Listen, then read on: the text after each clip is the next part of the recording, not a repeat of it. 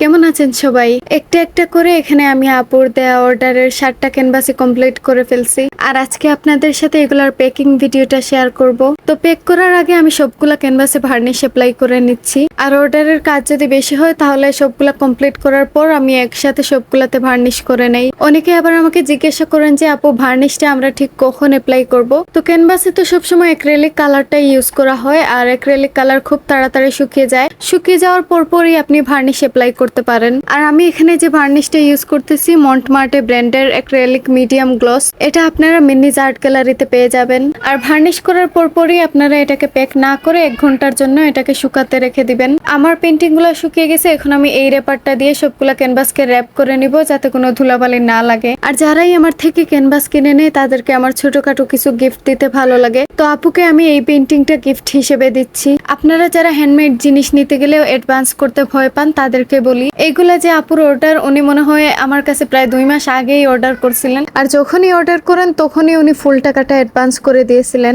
এইগুলো আর্ট করতে আমার 2 মাস সময় লাগেনি, কিন্তু মাঝখানে আমি আরো কিছু অর্ডারের কাজ করেছিলাম আর আপু বলেছিলেন যে ওনার কোনো তাড়া নেই, তো আমি এইগুলো আস্তে আস্তে কমপ্লিট করেছি। তো যারা ভাবেন যে আপনাদের অ্যাডভান্সের ওই 200-300 টাকা নিয়ে আমরা পালিয়ে যাব, ভাই আপনাদের ওই টাকার চেয়ে আমাদের এত কষ্টে গড়ে তোলা পেজের দাম অনেক বেশি। যাই হোক, তো কথা বলতে বলতে আমার পার্সেলটাও প্যাক করে নিলাম। আর এই বক্সটা চেনা চেনা লাগতেছে না?